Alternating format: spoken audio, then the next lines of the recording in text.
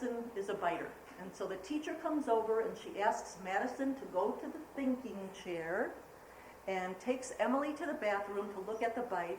And after 4 minutes, Madison gets up from the chair and takes and returns to the housekeeping area.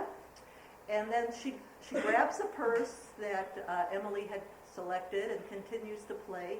And then Emily leaves the bathroom with the teacher and then begins an art activity where the teacher is present. So what's the challenging behavior there? The biting, yes.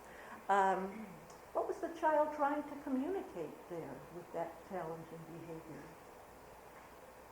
Anybody? Possessiveness. What's that? Possessiveness. She didn't want to share. Yeah, she didn't want to share. It's mine. Anybody else? Okay. And how could that have been prevented?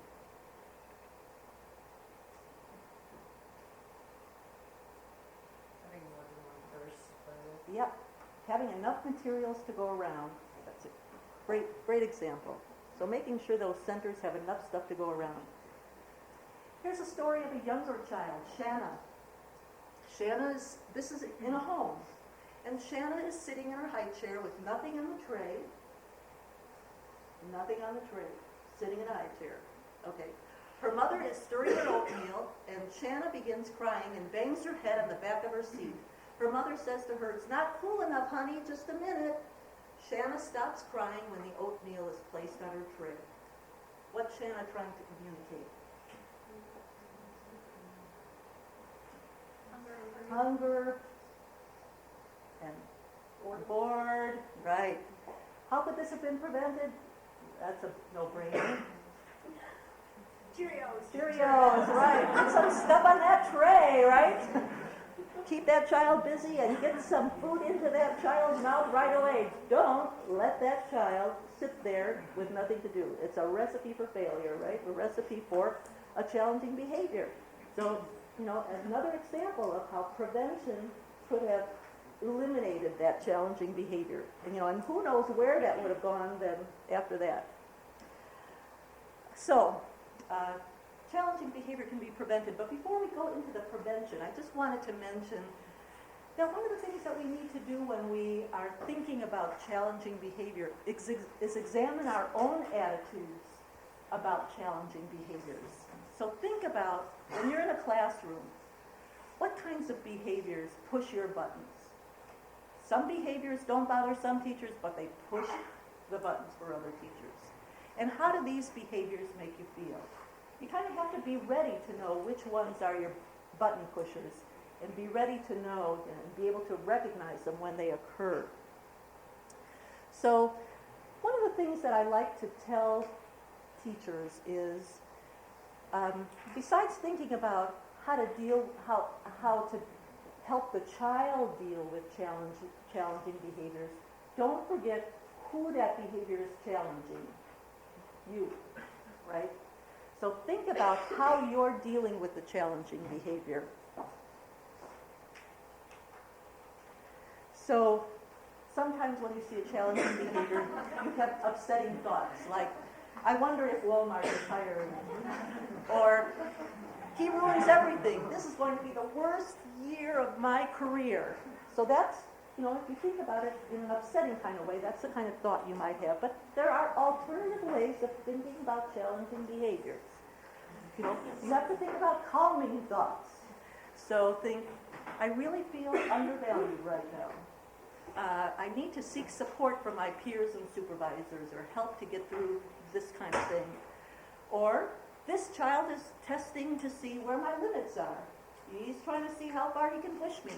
And my job is to stay calm and help him learn better ways to behave. Okay, so let's get to prevention. That's what we're here to hear about. And there really is a lot we can do to prevent challenging behaviors. And what I want to do tonight is to talk about some of the ways that we can set the stage for all children to prevent challenging behaviors. And there's some important things to remember about prevention, that dealing with the prevention side of challenging behaviors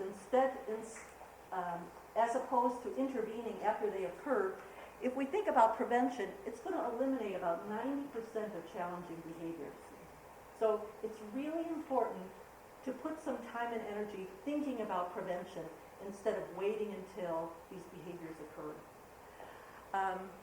And then another really important thing is that teachers can prevent challenging behaviors using good developmentally appropriate behaviors. And a lot of what I'm going to be talking about tonight are just good developmentally appropriate practices. They're things that you think about in terms of educating all young children, but they're really especially important for young children who are prone to challenging behaviors. I'm going to talk a little bit more about that in a minute. So I like to think about these kind of approaches for dealing with challenging behaviors in terms of a teaching pyramid. And I actually stole this from Lisa Fox,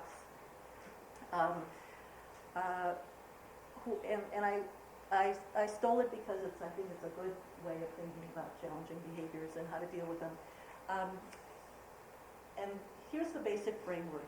You have to start with a foundation of providing positive relationships with children, families, and colleagues. And we're going to go through most of this pyramid tonight. But that's on the base, and you have to start there. And then a next level of prevention is creating supportive environments. Because if you don't have good environments, you know that poor environments just will easily set off challenging behaviors. If those things are in place and you're still having challenging behaviors, it's important to address specific strategies for teaching social and emotional behaviors. And then for children with the most intensive kind of challenging behaviors, we need intense, individualized interventions. So we need to think about providing good support at the very bottom.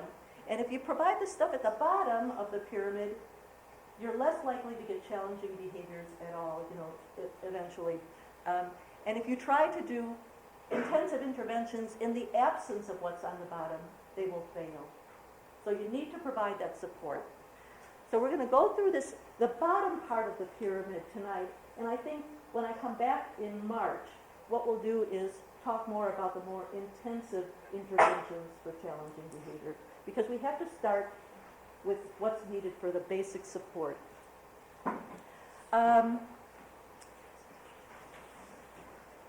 So at the very bottom, that foundation, what we're talking about is basic classroom preventative practices. First of all, making sure that every child, not only the children with potential for challenging behavior, but every child comes to school and learns that school or child care or the early education center is a place where they can feel good and experience success. Now that's going to be sometimes difficult for a child who is challenging to you every single day. But that kind of supportive place needs to be there for that child and every child. And then part of the prevention is designing an environment that promotes child engagement, making sure that children are active and doing things that promote their development as much as possible during the course of the day. Because when do challenging behaviors occur most likely? When they're not engaged in something. And we're going to talk about that a little later too. And then a really important feature of addressing challenging behaviors is when you're thinking about a child who exhibits a lot of problem behaviors, think about focusing on teaching that child what they should be doing, not necessarily focusing on what they should not be doing, but they have to be learning things that will take the place of the challenging behaviors. So we have to make sure that we're taking time in our classroom day to make sure that they know what the appropriate behavior is. So teach skills that children can use in place of those challenging behaviors. Okay, but back to that point that I was making before about, well, the stuff that you're talking about here is really developmentally appropriate practice for all children. So why are we talking about it for children with challenging behaviors. I like to give the analogy of clean air. Clean air is important for everybody. You know, if we don't have clean air, everybody kind of suffers. And so it's really important that we provide clean air for healthy, active living. But if clean air is absent, you know, if we have many days of inversions and smog, what happens to the child who has asthma? The child who has asthma is likely to go into a breathing attack. It triggers a breathing attack.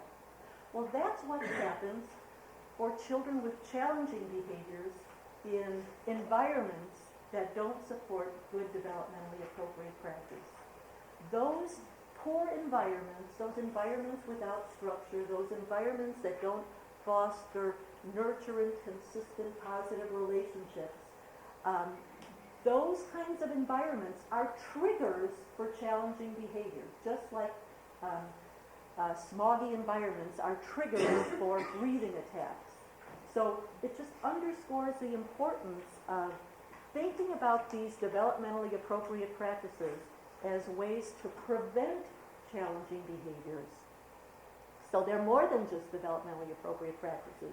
They're critical for these kids with behavior problems or potential behavior problems. So here they are, the 7 successful prevention strategies. I'm going to just run through them, and then we're going to spend some time on each one. Okay, 7 successful prevention strategies. Lay the foundation with relationships. Design the classroom space that supports engagement and minimizes disruption. Have a good environment. 3, make sure transitions are short and sweet. See, we're kind of going up the pyramid now. Create centers and group times that maximize engagement. Use choice and preference. Develop and teach clear rules and consistent, explicit routines, and teach them.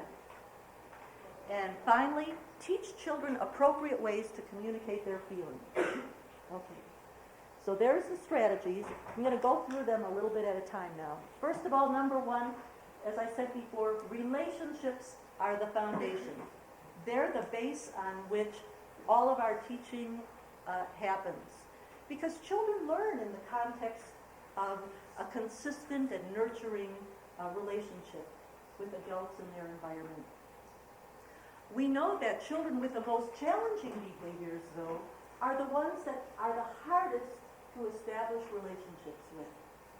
I mean, think of the children in your classrooms right now who push your buttons.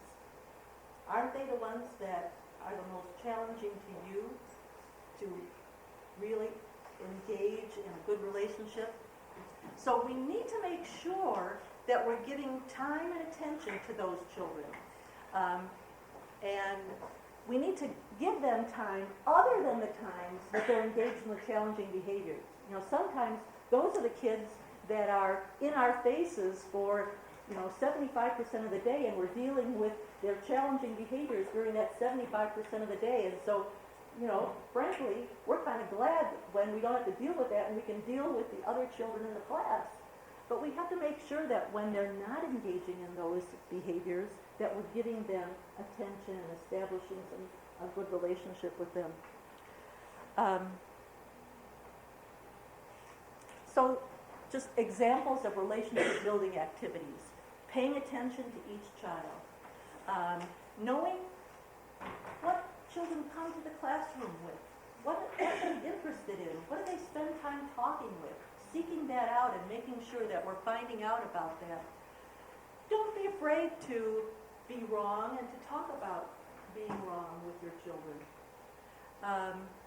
Give hugs and pats and handshake and speak respectfully about children's families and play with them at their level.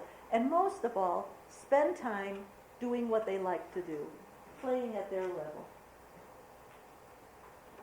Isn't that a great picture? Okay, so we know about building relationships. So let's go up the pyramid to the environments. Now, environments is something that really I've spent my career studying, so I like talking about environments because I think we know how much as adults environments influence our behavior. Think about, right now, in your adult life, two different places, two different stores. Think of the store that you absolutely hate to go to, but you just have to go there. And then think of the store that you really like to go to. Think of those two different places and what distinguishes them from each other. When I think of the place where I hate to go, it is noisy, it is unstructured, I can't find what I want to do, I don't get the kind of attention that I want from the people that work there, it's got bad traffic patterns and I can't get out of the darn parking lot. So, environment affects how we think about places and how we function. And environments affect children in our settings too. And so when I go to that crummy store, I have challenging behaviors by the time I get out of there too. So we have to think about how environments set the stage for our behaviors, not only adults, but for children. So space sets the stage. So just some guidelines about how you can set the stage for preventing challenging behaviors. Some basic tips. This gentleman up here made this suggestion earlier when we talked about the vignettes. Have enough centers and enough materials in the centers will go a long way to preventing fights between children. Have clear boundaries so children will know where each center ends and begins. Consider the size and the location of centers next to one another. You don't want to have a quiet center next to a noisy center. A book reading center next to where children are on big equipment. When centers are closed, have a clear sign so children know that they're not supposed to go there, so that you don't have to redirect children if they make a poor choice and go to a center that's closed. Minimize obstacles and large open spaces. You don't want to have areas where children can run free. You want to make sure that they, in a classroom, unless they are in a space where they can run, make sure that there's some aspect of confining that. So just some basic structural tips. So that's number 2. Transitions. Transitions are kind of the leftover parts of the day, right? We think about a classroom schedule consisting of lots of different activities that we carefully plan. But oftentimes, we don't plan the times in between those activities. And yet, from all the research that I've done, challenging behaviors are most likely to occur during those times, during transition times. And why is that? Because they're usually unstructured, because children don't necessarily know what they're supposed to do during transition times, and a lot of times, those are the times when children don't have anything specific that they know what they're supposed to do. And so just like that child who was in the high chair with nothing to do, that happens during transition to preschool, to preschoolers. They're left with nothing to do. And yet, transitions, when we observe children all day long and to see how they spend their days, transitions take up about 25% of the classroom day. So those are times between activities when there's no structured activity. And they're the prime time for challenging behaviors. A lot of times, these challenging behaviors occur because children aren't prepared for the transition. They don't know that it's coming. So it's important to be able to help children know ahead of time when a transition is coming. So just some basic hints for transition. Examine your schedules, first of all, and minimize them. Oftentimes, if you study your schedule, you can figure out ways to have fewer transitions. So try to do that. Another is eliminate times when children wait with nothing to do.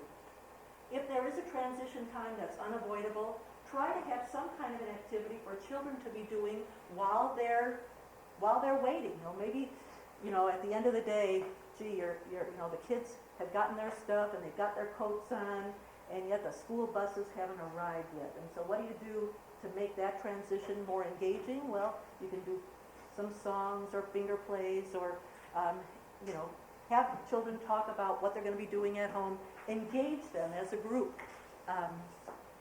Another transition hint is in order for children to know what's coming next, post your schedule visually and refer to it frequently throughout the day. Now you're saying, well, children can't read when they're preschool. That's right. So you can't post the words necessarily and expect them to be able to know what's coming next, but you can post pictures showing what activity will come in what order so they can see the sequence of the day. And then finally, of course, give children warnings before the transition occurs. Here's an example of Brendan.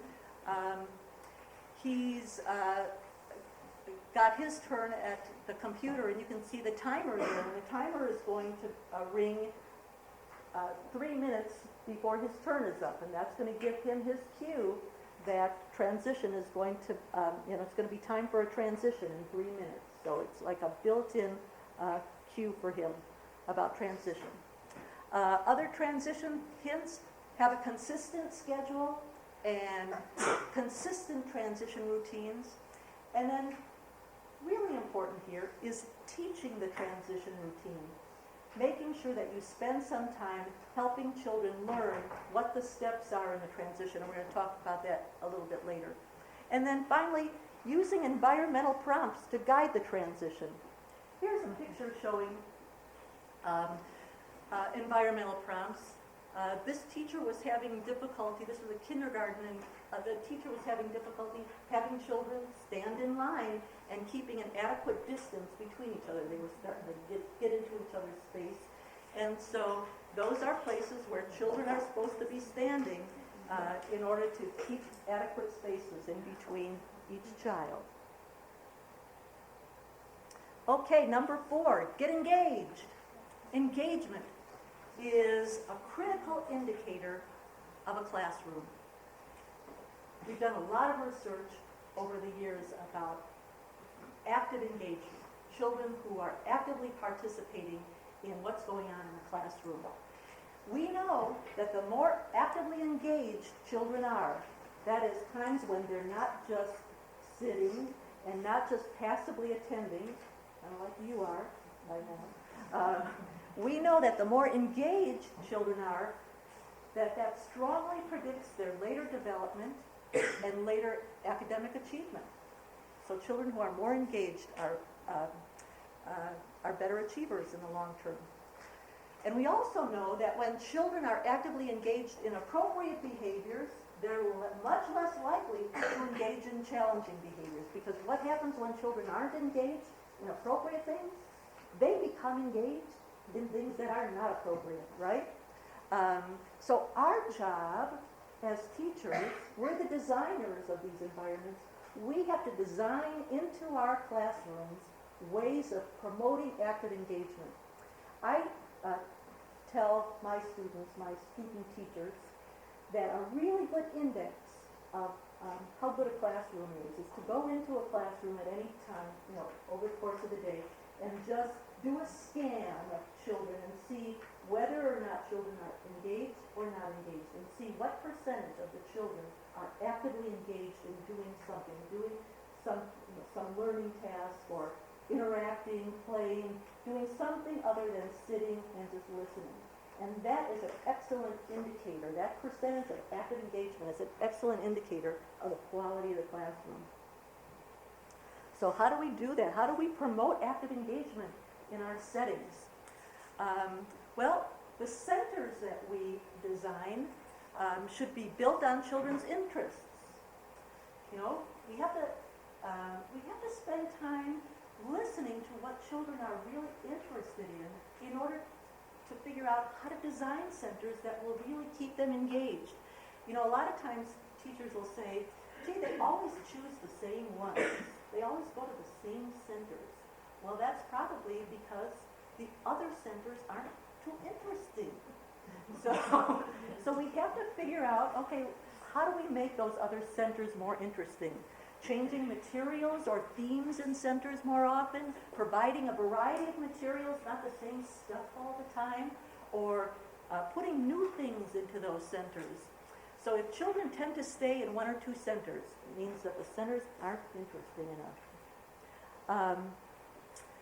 Also, during group time when we have children in circle times and we have all children in one center or even in small groups, it's sometimes hard to keep children actively engaged because oftentimes group times are arranged so that the teacher's up here talking and everybody else is listening, or only one child is responding at once. So we have to figure out how to get more active engagement during group times. So we have to think about the length of the time that we have groups, because younger children can only be in a group for a short amount of time, so we have to consider that. We also should vary what we do during circle time. Don't do this same thing every day. And make sure that everybody has a chance to be involved, and try not to have a situation where only one child is responding at a time. Have times when all the children can respond. Teach them how to do group responding situations. Children learn how to chorally respond, when they're in a choir or when we sing together. So we should be able to teach them how to all respond together. And that'll increase the amount of active engagement. Another thing we can do is, you're still going to have some children who have a hard time during those group times. So get them actively involved by giving them specific jobs to do. Have that little guy over there who's a little squirmy guy turn the pages in the book, or be the book holder. Have the children lead the activities. And then pay attention to the cues that the group is giving you. Like when they start to nod off and swirl around, it's time to end the activity. So is it almost time yet?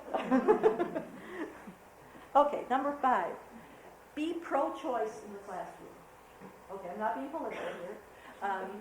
What I mean is that it's important to give children choices of materials and activities that will come next.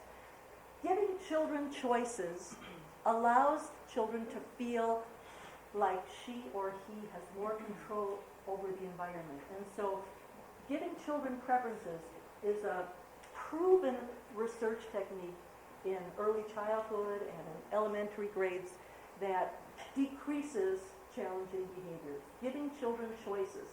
Having them either verbally choose between two different things or point to what they want, using pictures or objects. Controlling motivates the child to participate and be engaged because they're choosing. They're getting to control some aspect in the environment. And there's really lots of different ways and lots of different choices that could be made, but we just don't think about giving children choices. Like you can have, at snack time, you can put out options of applesauce or juice or tricks or twists, and kids get to choose what they want instead of making sure everybody has the same thing. You could put out the list of songs, and children get to choose the song. They don't have to know how to read or remember, but the picture prompts will help them remember what the different songs are. At circle time, a lot of times circle time in classrooms are always the same thing. We do the weather, and then we do the calendar. But maybe you could put out the different things that could be part of circle time, and children get to choose what they're going to do during circle time that day. Who benefits most from choice making? We know that children who are most likely to be positively affected by choice making, that is, prevent challenging behaviors, are the kids who exhibit challenging behavior because they want to escape from the activity. Like the wet noodle guy, he wanted to escape from being taken to the library. Well, he didn't want to go to the library that day. But if he had gotten a choice, if a choice was an option, he should have been given a choice. Okay. Number 6, get some R&R. Routine and rules. Really important. Routines, we started talking about routines a little bit ago when we were talking about transition times. But routines are something that occurs on a regular basis, and it usually involves a lot of different behaviors in a row, in a sequence. You know, like bedtime routine. You remember what bedtime routine was maybe when you were young, or maybe some of you are parents and do bedtime routines, and usually it involves a whole sequence of things. First you get into your PJs, and then it's time for a drink, and then it's time for a bedtime story, and then maybe a cuddle. So there's a whole sequence of activities in a routine. And classrooms are full of routines. Transition routines are one kind of routine. But routines are really important for all kids, but especially for kids with challenging behaviors, because they make the day predictable. And predictability is really important because it helps children learn the expectations of what's coming next. A lot of children who have challenging behaviors have homes that are chaotic. They don't have any predictability in their homes. And so having some structure helps them really feel more control over what's going to be happening. And it's likely to reduce the frequency of behavior problems. So routines are important for a lot of different reasons, and I just wanted to mention some. One is, you know, in terms of cognitive development, routines help children learn the sequence of things. That this happens first, and then this happens next. So sequence is something that we know is really important for cognitive development. They begin to anticipate what's coming next. And routines are also important because it helps children learn to become more independent. If children know how to go from snack activity to getting the materials that they need for their independent work time, and how they get their materials, and how they need to throw away what they had at snack time, do that all on their own, they're becoming independent. And those are skills that they're going to be needing as they move on to the next setting after preschool. So becoming independent is important, and that can be facilitated by teaching a sequence and teaching a routine. So what's important here is that for many children, learning a routine just doesn't happen incidentally. You know, it just doesn't happen because you lay it out at the beginning of the year. Many children need to learn what the steps are in a routine, and so it's really important to teach that, to teach the steps that are part of the routine. It's important to practice that through things like role playing or puppets. Help them learn what the steps are. But the number of steps should be limited, and children might need some pictures to show what the steps in the routine are. So here's an example. Well, I don't know if you can see that very well. There are 3 pictures shown here, and this is a routine which is part of hand washing routine. So when we go into the bathroom at hand washing time, we wash our hands, then we dry our hands, and we throw away the paper towel. Seems like a really easy routine, but some kids get hung up on a routine as easy as that. So having picture prompts is a way of showing what the steps are. Here's another example of a transition routine. At the end of snack, what do? We throw away the trash, we put our play snacks in our cubbies, we push the table under the chair, we wash our hands, then we walk to the book area for story time. A real simple set of tasks, and we can teach those steps in that sequence. But it doesn't come natural for a lot of kids. They have to be taught the steps, and that could be done with pictures, through role-playing, lots of different ways. The other part of R&R is rules. Rules are important features of an environment because, again, they help to define what the expectations of the environment are. But rule number one about rules is that they should be observable and concrete. Because children don't understand abstract rules like be a good citizen. That's not going to cut it because they don't get that. So it should be something concrete like keep your hands to yourself. That's pretty observable. Also, they should be stated positively, not negatively. So, and oftentimes you'll see negative things like don't talk or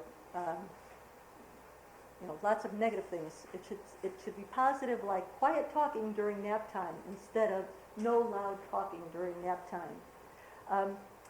It's also a good idea for some children to, again, use visual prompts around rules. So here what you can see is a child who has rules like quiet voice and feet on floor with some little reminders that are visual reminders that he can keep next to him, and those are good rule reminders for him. Some general guidelines about rules is don't have too many. There's a negative for you. Have a few simple classroom rules. Involve the children in making the rules. It's a great exercise for young children. Help them define what the expectations are and see what they come up with. Teach the rules systematically. Help them learn what they are and post the rules visually. Let's see. There's some fun ways to do that kind of teaching. You can have rules bingo. Identify rules on a bingo sheet and have them, play bingo by when you call out the rule. They have to put their little marker on the square. Have them make a big book on classroom rules so that they can integrate that into their routine. Assign homework and have them figure out and bring back into the classroom what are the rules for home? What are the rules that you have in your house? And play rule charades. Have them try to act out rules and see if the rest of their classmates can identify what the rules are that they're acting out. Okay, so far we've been talking about the bottom part of the pyramid, and I didn't want to leave you without talking a little bit about going up the pyramid in terms of teaching more specific strategies for children who are dealing with challenging behaviors. So I know I just got my 5-minute sign here, but I thought that this was important because while what we've talked about so far are things that I see a lot in classrooms, this is one that I don't see quite as often, and that is enhancing emotional literacy, giving children some experience in learning words for different feelings. Now you might think, oh, children know those vocabulary words for different feelings. But truly when, I haven't done this research, but other people have done research to find out how many different words preschool children know in terms of being able to express how they feel. They usually can come up with 3, and then after that it really falls off. So they know the basics: happy, sad, and mad. After that, they really kind of come up short. And yet we know that being able to express feelings and the different kind of nuances of feeling are really important to be able to express yourselves and being able to recognize how you feel yourself and how to recognize how others feel as well. So there really are a lot of techniques for teaching feeling words. And some are really kind of fun. Some are just directly teaching feelings, identifying, having children look at expressions and be able to identify what those feelings are. So showing words with more nuance like tense or frustrated or angry, sleepy, Lots of different feeling words can be directly taught, showing pictures and having children identify what children in the pictures are feeling. Incidental teaching of feelings is something that you can incorporate during your classroom day. When different situations are coming up and you can see that children are feeling in a certain way, identify that feeling for them or help them identify how they're feeling.